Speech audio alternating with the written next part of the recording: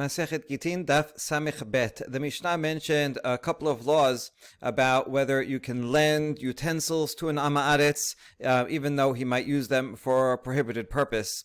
And then the Gemara after that talked about some laws of entrusting grain to an Ama'aretz. Can you trust him that he's not going to switch it out for something else? Now we're going to talk about the opposite law. If an Ama'aretz comes to a Chaver and asks him to do something with his grain or with his olives. Ha'id Rabbi Yosef ben HaMeshulam Mishum Rabbi Yochanan Achiv Shamar Mishum Rabbi Elazar ben Hasma.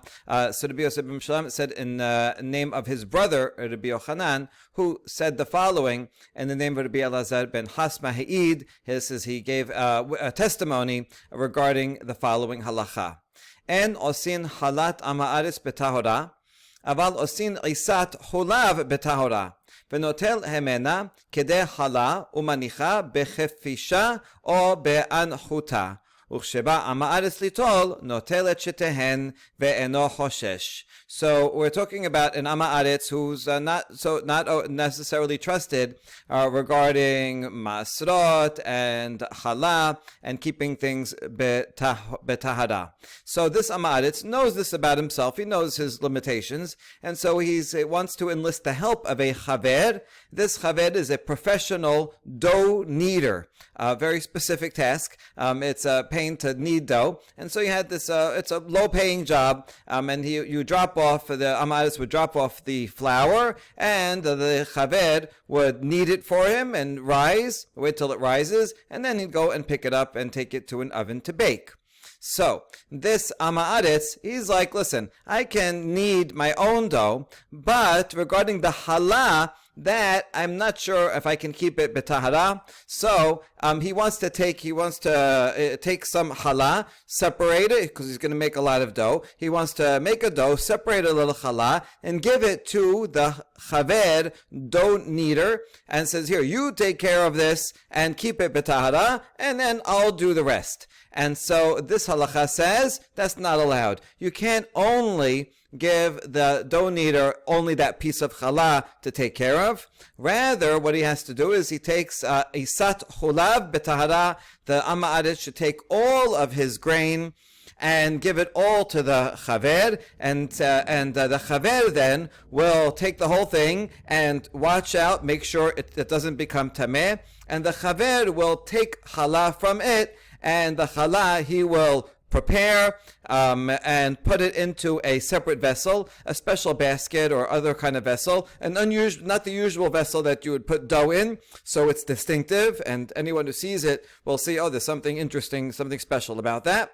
And then the Ama'aretz can come back and take both of them, and there you don't have to worry that the Ama'aretz will make the challah impure. Right? We saw already that there's either a drabanan or a drabanan prohibition or a daoraita prohibition not to make challah tameh, because challah, like teruma, is you have to give it to the kohen, and the kohen needs to eat it betahora.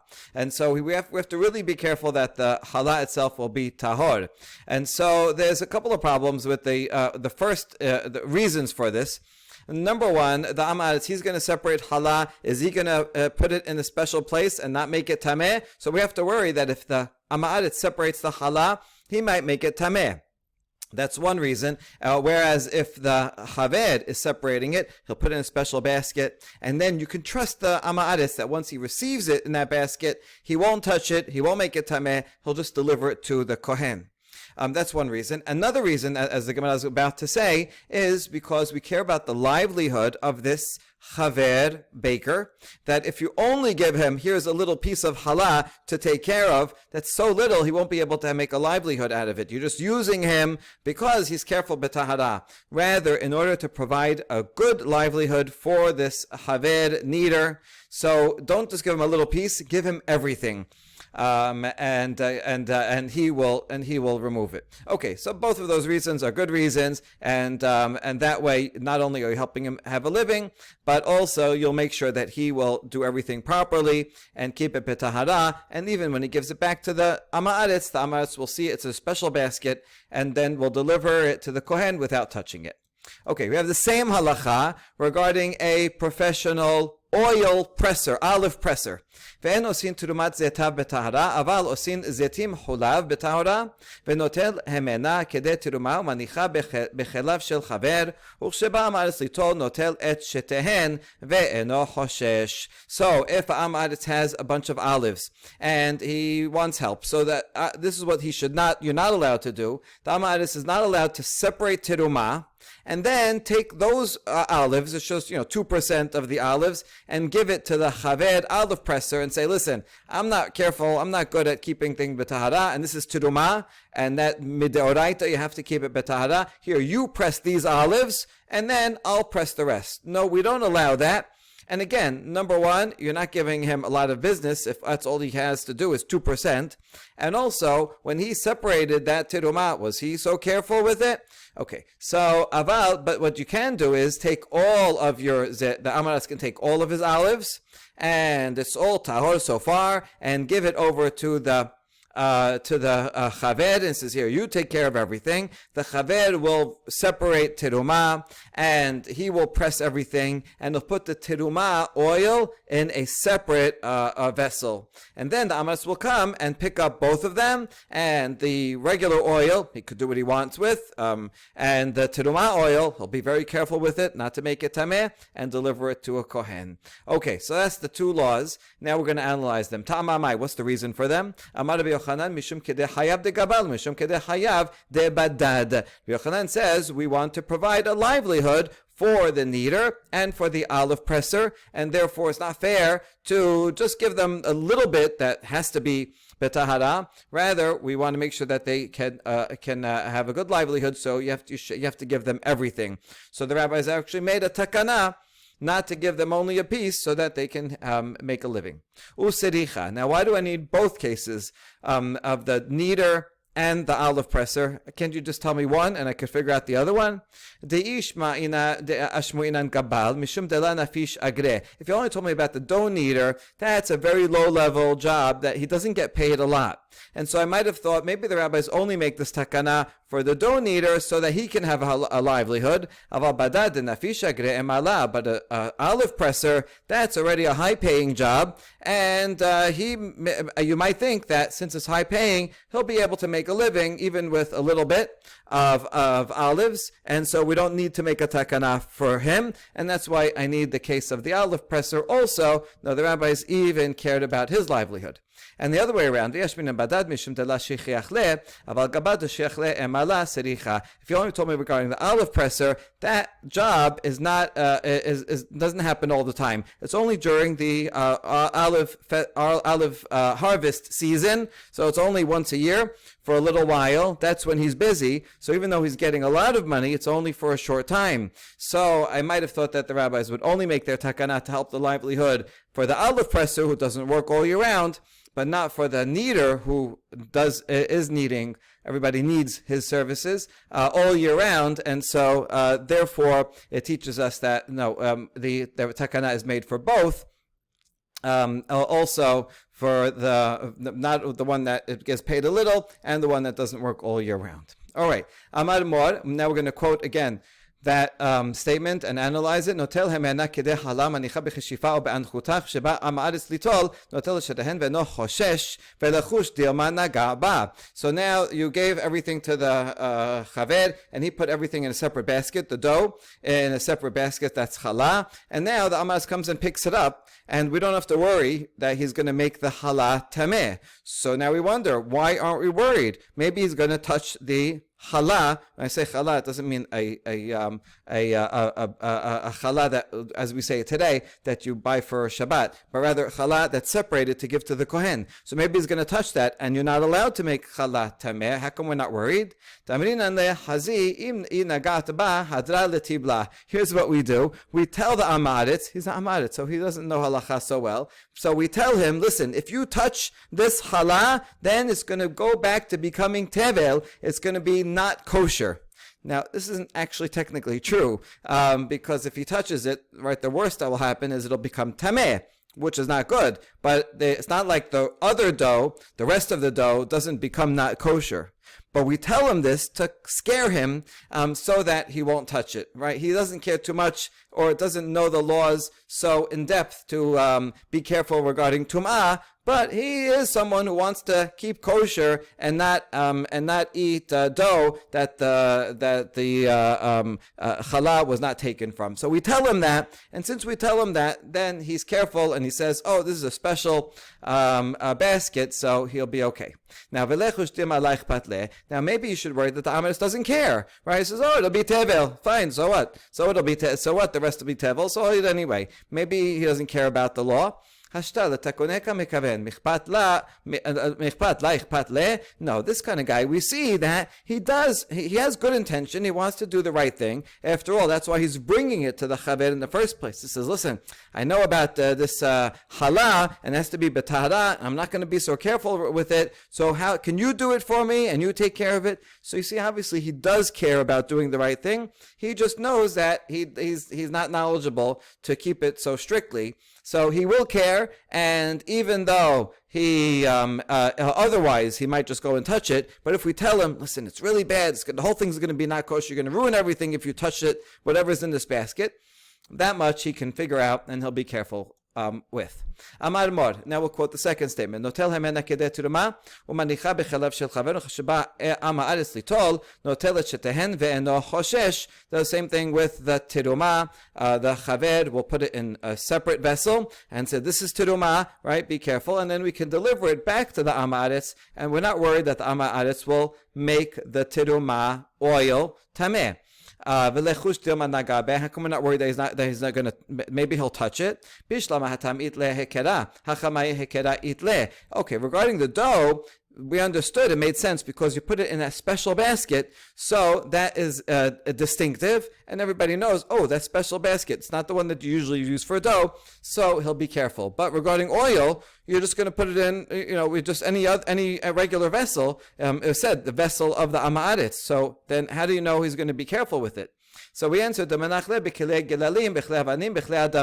put it in a special vessel that's made out of dung, stone vessel, or clay vessels. These three types of vessels do not contract tum'ah. Archaeologists have found many of these vessels, stone vessels, in various places in Israel, and you can tell from there stone vessels are difficult to make, and so if they went through the trouble to make such stone vessels, it's because the people that were living there, you can see that they care about tum'ah and tahara. So you put it in these special vessels, and that way he can carry it around, deliver it, and we're not worried that it'll become tameh. Wait, if so, then why does it say that that you put it in a vessel of a chaver, not amaris? It says you put it in a vessel of a chaver. Here, the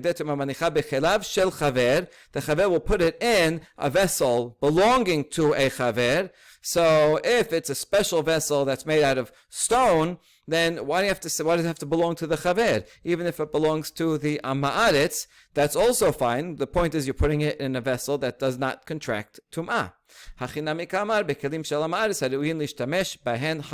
Says you're right, that's what we mean. It doesn't matter who owns the vessel. It could be that the Amaretz in fact owns the vessel, and he'll bring with him, here you can use this stone vessel, but the point is that it's something that is worthy of use. It's worthy that a chaver will use. The chaverim, because they're always careful in Tumah and Tahara, they regularly use special vessels that do not contract impurity, because that makes life easier for them. So that's why it's called a chaver type of vessel that is special. Because it isn't a special vessel, then the Amaretz will know, oh, this one is a stone vessel, that's for Terumah. I'm going to make sure to keep that separate. I'll deliver it to the Kohen, and I won't make it tameh. All right, good. That concludes the Ma'aretz laws, and now we go to the next one. Mahazikin yedeh goyim b'shivi'it. The Mishnah said that you're allowed to assist non-Jews during the Shivi'it year, even though the non-Jew is in Israel, and he owns the land, he's working his own land, so, okay, he can do what he wants because he's not Jewish, but a Jew is allowed to help out the non-Jew work the land on Shivi'it. So we ask about that. Machazikin, va'amar Rav Dimi bar Shishna mishmed Rav, en odrin imagoy b'shebi'it, ve'en koflin shalom legoy. We have a statement in the name of Rav that you cannot hoe the ground with a non-Jew during the Shevi'it, right? Even though he owns it, but you can't physically go and work the land. Rav also said that you can't give a double greeting to a non-Jew and say shalom, shalom. We'll get to that in a second. So we have a contradiction. Mishnah says you can assist, and Rav says you cannot assist a non-Jew during Shevi'it. La sericha lememra lehu ahazuku be'alma. Rather, when the Mishnah says you can assist, it doesn't mean physically go and work with him. It means that if you are passing by a non-Jewish farm and you see the non-Jew working his land on Shevi'it, you can say, good job, right? Chazak, be strong. I hope you have success in your work. But it's only verbal. It's just a nice thing. You see someone working, you say, no, I hope you're successful.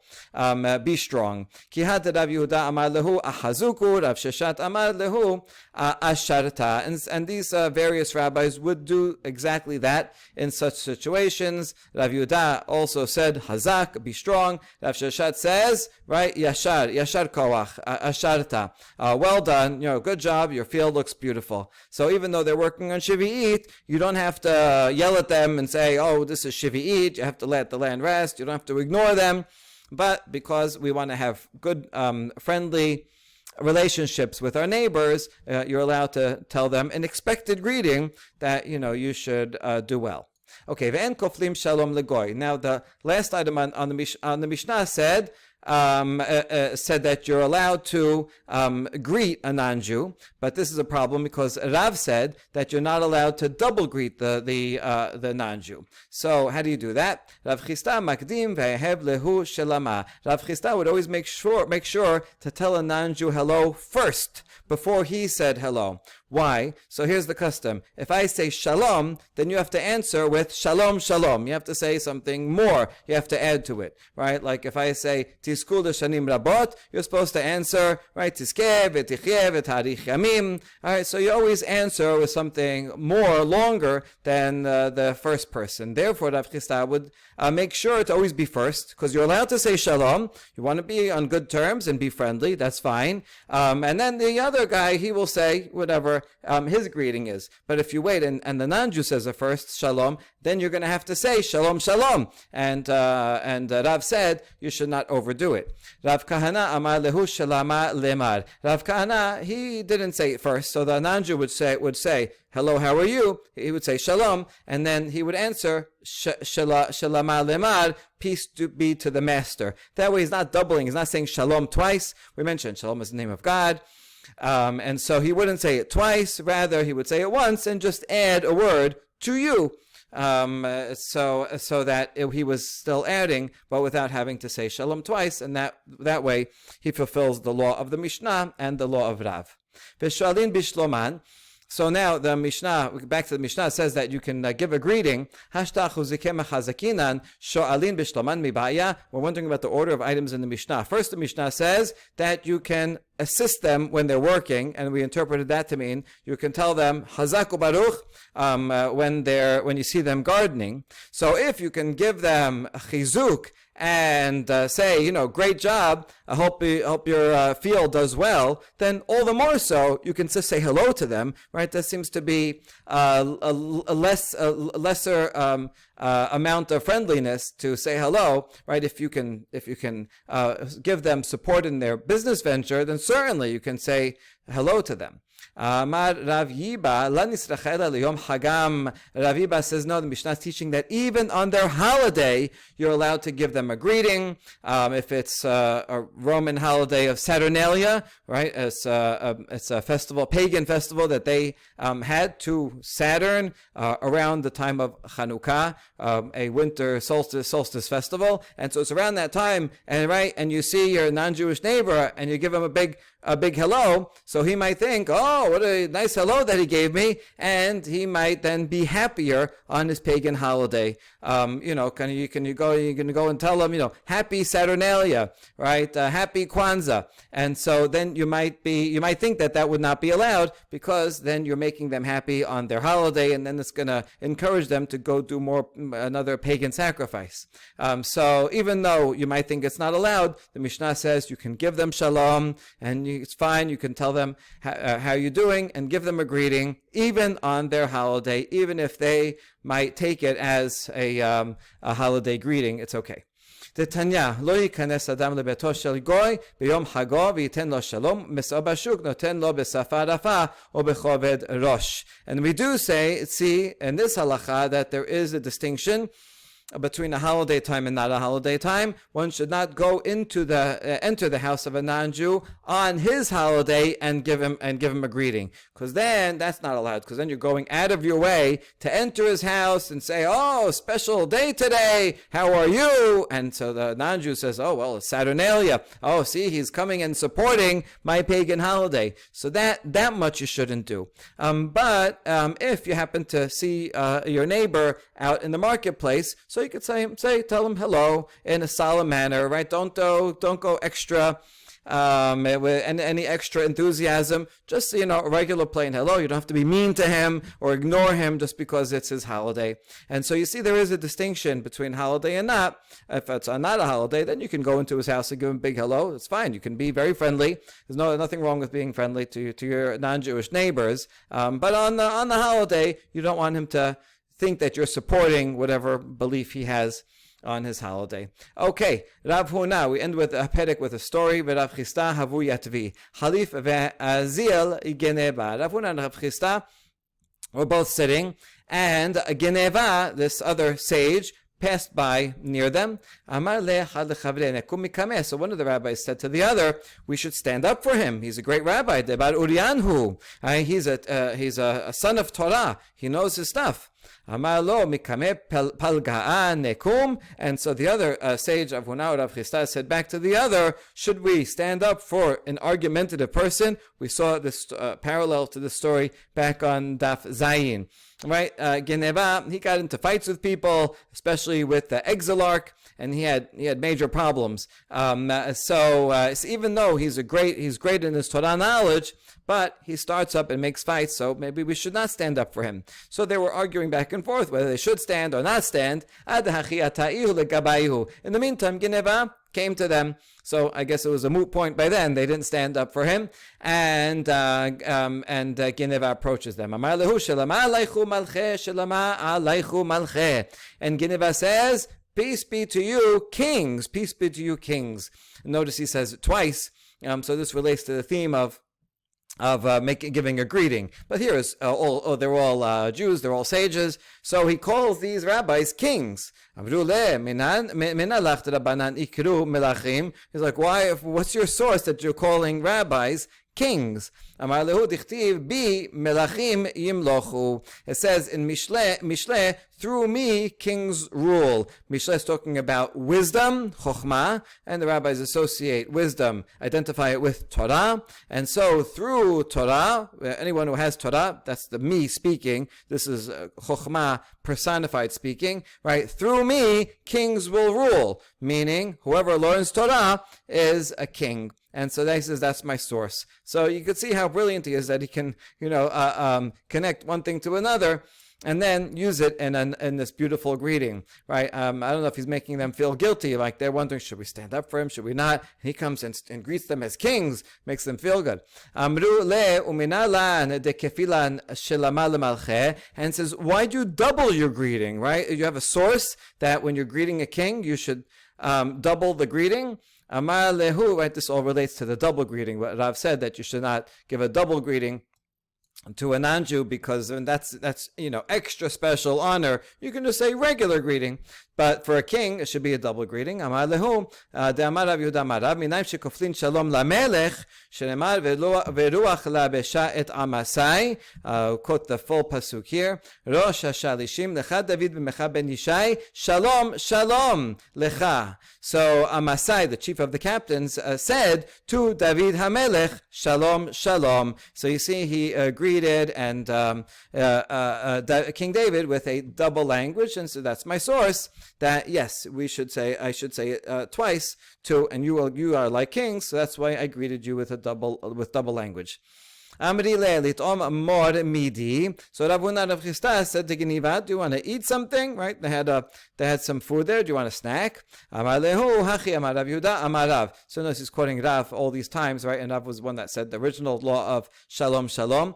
This is another demonstration of Geneva's great learning. Asur lo le'adam she'itom kelum ad she'yiten ma'achal libhemto shenemar v'natati aese b'sadecha libhemtecha v'hadar v'acharta.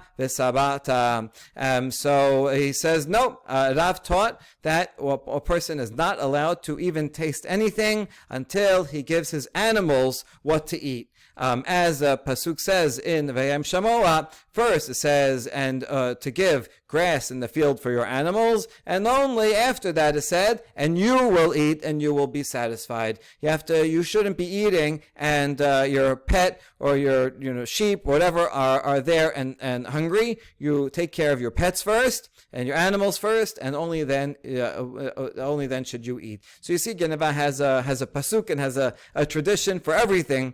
And that shows his great knowledge that he is in fact a bar uryan. Hazran alach hanizakin. We now begin the 6th perek of Masechet Gittin. There is some discrepancy. Some sources have this as the 7th perek, and what we have here as the 7th as the 6th. But we'll follow the order as it is in the regular Talmud Bavli here. Ha'omed hitkabel get ze li'ishti, o holech get ze li'ishti, im rasa la'chazor ya'chazor. So we're returning to the topic of Gittin and sending Gittin that we started off with, the Masechet. And here's the case. If introduction, there are two types of messengers. One is a messenger to give the get, and the other is a messenger to receive the get. Shaliach leholacha and shaliach lekabbalah. Generally, a husband can make a shaliach to send the get, to give it, because he's the one giving it, so he can do it, or he can send a messenger to give it. A husband cannot make a messenger to receive the get because she has to receive it. Giving a get is not a zechut la, but rather as a chovah, because now she will not be guaranteed sustenance because she's no longer married. So since zachin le'adam b'shelo b'fanav, but we do not chavin le'adam shelo b'fanav, therefore she has to be there present, or she can send a messenger to receive the get, but it is a detriment financially for her. So therefore the husband can appoint a shaliach to send the get, and she only can make a messenger to receive the get, because she can receive it herself.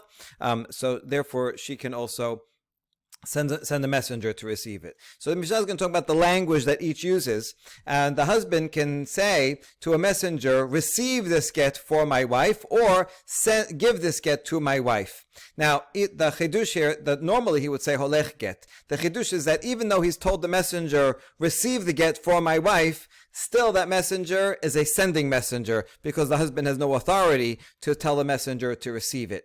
And how do we know that? The difference would be if the husband changes his mind and wants to retract. If in either of these cases, these languages, he wants to retract, he can, right? Just like if the husband himself was walking on the way to give it and he changed his mind, he can say no. So the husband, if he designates a messenger, and then a few minutes later he says, you know what, I changed my mind, I don't want to give it. So it still didn't get, as long as it still didn't get to the hands of the wife or her messenger, he can retract his own messenger. And so in both of these cases, hitkabel or holech, he's only a shaliach leholacha can be retracted. The other side, that's clause 1, we'll call it, 1A, 1B. And now, second clause, Ha'isha shamra hitkabel li giti im rasa lahazor lo yahazir. If the wife sent a messenger and said, go and receive my get on my behalf, and then the husband gives it to her messenger, once it gets into the messenger's hand, that's it. The get is finalized. They are divorced, and he cannot retract anymore. Same as if he gave it to her hand. Once she receives it, it's done. So this is a messenger for her to receive it, and once it gets into that messenger's hand, it's done. Okay, that's the second. Third clause, lefichach, im amar lo haba'al, efshi shetikabel la, ela holech veten la, im rasa lahazor yachzor. So now we have a more complicated case. The wife sent a messenger to receive the get, and then the husband says, no, I don't want you to receive to be a messenger to receive the get, and that's the husband's prerogative, because the husband doesn't have to give a get unless he is willing and ready. So the husband says, no, I am not giving it to you as a messenger for my wife. Instead, holech veten. Instead, I want you to be a messenger to give the get. You're my messenger. I'm changing your role. Here, take this and give it to my wife, but it will not take effect until the wife gets it. And therefore, if the husband wants to change his mind, he may do so. All right, and then we have Rabban Shimon ben Gamliel Omer Afa Omer Toli Giti Im Rasa Lahazor Lo Yahazir. Rashbag is just adding another phrase that if she says, go and take the get for me, so that's also considered a messenger for receiving the get. Not only if you have the more usual, more clearer phrase, hitkabel, li giti, that's what she, that everyone agrees is good. Rashbag says, even if she says, totally, take it from me, which is a little bit ambiguous. Does that mean take it and actually receive it as a get, or take it and bring it as a sender? So he says, yes, that also is the same equivalent as hitkabel. All right. Now, the Gemara is going to really parse each phrase here as if it's a standalone phrase, and then it will build on the interpretation. So we're going to have a lot of incorrect conclusions, inferences from each phrase. What we're trying to do, we're going to bring 3 proofs that holech kezache dameh. This question came up earlier in the Masechet, and the question is, when the husband says holech, right, literally walk this, does that mean take it as a messenger to deliver, to give, or can holech also mean zacheh, meaning acquire it, right? Can holech possibly mean be a messenger to receive it? So we're going to attempt 3 proofs that yes, holech kizacheh dameh, but we're going to reject all 3 of the proofs. All right. Amar le Rav Acha bered Rav Avia le Rav Asher. Tama de la shevite ihi shalech lekabala. Ha shevite ihi shalech lekabala rasa lahazor lo yachzor. Shema'mina holech kizeche dameh. So Rav Acha, the son of Rav Avia, tells Rav Asher, in the opening clause, the reason why the husband can retract, right, when he says this language of holech get ze ishti, right, is because, right, he says holech get ze ishti, it says im rasalach zor yachzor, right? Why is that? It's because the wife did not designate this person, right? It says in the Mishnah that he's designated. So because he designated the shaliach, that's why it's only a shaliach as a sender and not as a receiver. But if we had only this clause and nothing else in the Mishnah, we could infer that if she is the one that said this language of holech, then if the husband wanted to change his mind, he would not be able to change his mind. And therefore we can conclude that holech is also like receive. In other words, not only hitkabel and not only tol, according to Rashbag, but also holech would be a language of acquiring. The only reason why it does not effectuate the acquisition in the first clause is because the husband sent him, and the husband can't possibly, even if he says hitkabel doesn't work. But if she said chaloch, then that would be the same as hitkabel. So is that a good proof? And we say no. La le'olam emala cholech lav kezeche dameh v'hitkabel get li'ishti istericha le. In fact, holech does not mean acquire, and the only reason why the Mishnah mentioned that case at all is because it wanted to mention the other case in the first clause when the husband says hitkabel, tells his messenger, receive this get, where that is a bigger chidush. So we only said zacheh, we only said holech, which is a normal way to say deliver the get, in order to tell us that hitkabel, when he says it, has the same effect. Because I might have thought, I might have thought, since the husband does not have the power to create a messenger to receive, I might have thought that he's not a messenger at all. And so when the husband says to the messenger, here, receive this get for my wife, even if that messenger delivers the get to the wife, maybe it will not be effective because he didn't make him a messenger to deliver it. So we learn instead, so this Mishnah comes to teach us that even if he says receive it, what he means by that is you receive this get, meaning just take the get from my hands, right? Physically take it and deliver it to my wife. So even the word hitkabel can mean be a messenger of delivery, and that's all. That's what the Mishnah was trying to teach, and it only mentioned the holech line to say that hitkabel is the same as saying hitkabel and veholech and take it. So we cannot derive any law from this. All right, let's try again from the next clause. Ha'isha she'amra hitkabel ligiti. אם רצה לחזור, לא יחזור. מה אליו לא שנה הקבלה, לא שנה ההולכה.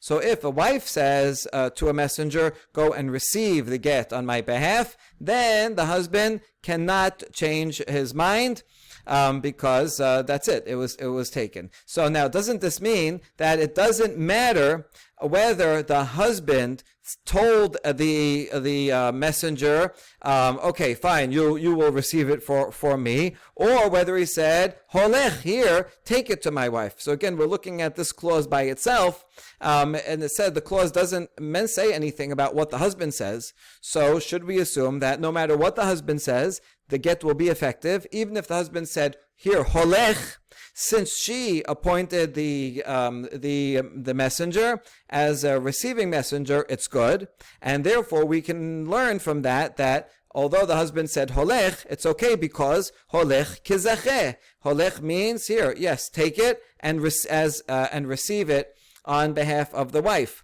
So, doesn't it mean that, the husband can say no matter what, even holech, and holech is like zacheh? This is la kabbalah. No, this second clause here was not saying either that the husband says either of these two phrases, but rather only hitkabel. In other words, the wife has to say hitkabel, go and receive it, and the husband has to say, oh yes, receive it, receive this on behalf of my wife. But in fact, if he said holech would not be a language of receiving, and that would be a problem. Okay, so now, once again, we have no proof that holech means receive. Third proof, Tashema. Lefichach im amar lo habal efshit shetikabel la, ela holech veten la im rasa lachazor yachzor. Tamar damar efshi. Ha lo amar efshi, im rasa lachazor lo yachzor, shema mina holech kezache dameh. The third clause in the Mishnah says, therefore, if she sends a messenger to receive it, and then the husband says, cancel, EFC, I don't want you to receive it on her behalf, rather, here, I want you to take it to her. In that case, he can change his mind. Now notice that the Mishnah was very careful in adding that he says EFC, he has to basically cancel her messengership first. What if he didn't cancel it, and he just said, holech, then it would not be canceled, right? It would work. So we can learn from there that holech is a language of receive, right? Because she said, go receive it, and he didn't cancel it. He just said, holech, this. So then that would work. So holech is kizeche dameh. Is that a good proof? And we say no. Dilma behelach. Maybe the correct reading of the Mishnah is not holech, but helach. Helach is a more ambiguous term. It just means he, this, lach is yours, right? Here, take this, right?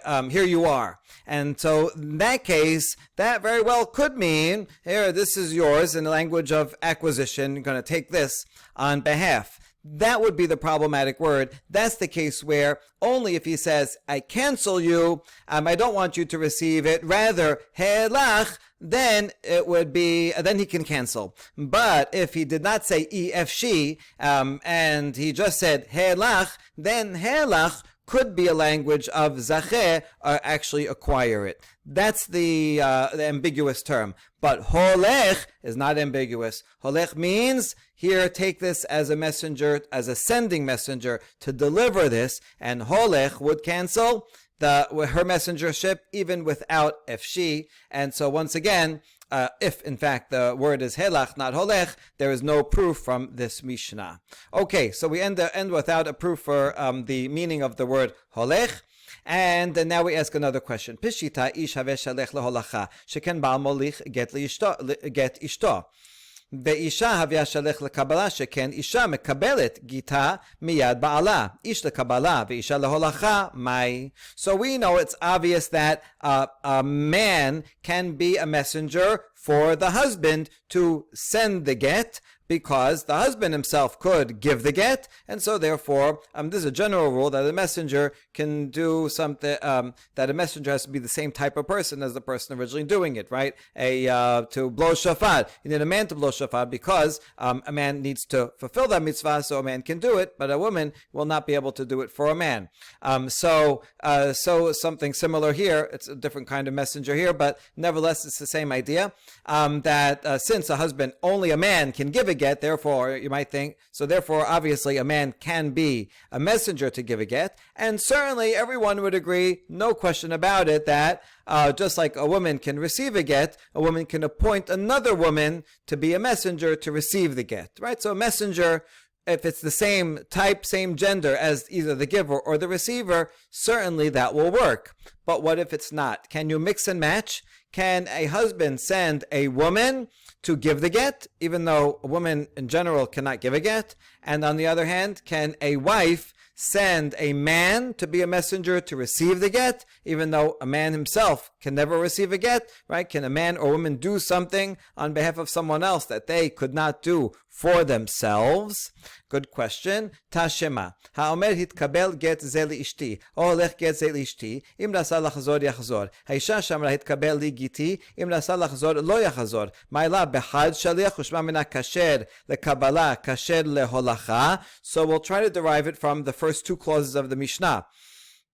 The first clause was when the man appoints a messenger to give the get. And the second clause is when a wife appoints a messenger to receive the get. Are we not talking about the same messenger, right? The same person? And we're saying the husband can appoint him, and she can appoint him, or maybe her in both cases. And so therefore it's the same person. So we can derive that yes, the messenger for sending or for receiving can be a man or a woman, because it's the same person. We say, la, bishne shiluchi. Not necessarily. Could be clause 1 is assuming that the messenger is a man, and clause 2, when she appoints it, is assuming that the messenger is a woman. Not necessarily the same person. All right. So we rejected that proof. Tashema lefichach, it was kind of obvious, that rejection, but you see the Gemara is building it up, and it proposes a lot of possibilities, only to be rejected because it sets us up for the next one. So we took care of the first two. Now we get to the third clause. If the husband says, "If shishta tekabel la, ela holech veten la, im rasa lachzor yachzor ve'hahacha techad shaliachu shemamina kasher lekabala kasher leholacha." The third case is where she appoints a messenger. So, and then to receive it, the messenger gets to the husband, and the husband tells that very messenger, cancel, I don't want you to receive it, instead I want you to give it. So we can surely learn from here that it is the same person, and someone who is kosher to receive the get can also give the get. So yes, we can learn that There is a gender that can do both. Now, Peshot mina ish have shalech lekabala sheken av mekabel get libno ketana. Now, that third clause did not say whether that messenger is a man or a woman, but we can figure it out and assume that it's a man, because there is a case where a man can receive a get, in a case where a father receives a get for his minor daughter. And he can do that. So since there is a case where a man can receive a get, therefore in general, a man can be a messenger for a woman, for a wife to receive a get. All right, so that we know, that we conclude, yes, a man can do either chore. But isha laholacha tiba'elach mai. How about a woman? Can a woman be a messenger to give a get? Amar Rav Mari, Tashema, af anashim she'en ne'emanot lomar met ba'ala, ne'emanot lavi et gita, v'hatam holacha hi. We have a good proof that yes, she can, from a Mishnah earlier in the Masechet, where it says, even women who are not credible to say that a woman's husband died. This is, for example, a wife's stepmother or a stepsister, right? The stepmother, they never got along with their stepdaughters, and so if if the husband goes on a trip and the husband, his own mother, right, actually comes back and says, "Oh, my son died," right, and therefore you should go and remarry. That's not credible, right? Imagine that. A mother is not credible to say her own daughter, her own son died, because she may be making it up just because she doesn't like her daughter-in-law. And therefore the daughter-in-law will go and remarry and then become prohibited to her husband. And so there is sabotaging. Even those women, however, the Mishnah says, are believed to bring a get if a husband's mother or sister brings a get from a different place and says, listen, I am a messenger to give you the get, right? And it's talking about a messenger appointed by the husband. So this is a shaliach leholacha, and we're talking about a woman, because the people on that list were women. And therefore we see that, yes, a woman can be a messenger to give a get. Amarav Asher, Misefenami Shema'mina Tekatani Sefa. Rav Asher says we can learn, I agree, and we can learn the halacha not only from the first part of the Mishnah, also from the second part of that very Mishnah. Haisha Asma mebi'a et kitab, bilbad she'isricha lomar befanai nichtav, befanai nichtam, ve'okimna beholacha shema'mina. It says there that a wife herself can bring her get. We're talking about a case where the husband and wife are in the same place, maybe in a different country, and the husband says, here, take this get as a messenger for delivery. I don't want you to receive the get here. Instead, I want you to carry this get and take it to Yerushalayim. And and you'll only get divorced in the court in Yerushalayim. So at that time, we explained that she is a shaliach leholacha. She is, the husband is appointing her as a messenger, right, to deliver the get to herself. When she gets to the Bet Din over there, then she'll tell the Bet Din, b'fanai nichtav, as any messenger would, and then she basically gives herself the get, and then she receives it. So you see that, well, the wife is a woman, and she can also be a shaliach leholacha. So we conclude that, yes, in fact, the messenger to send or receive can both be either a man or a woman. Baruch Adonai le'olam. Amen ve'amen.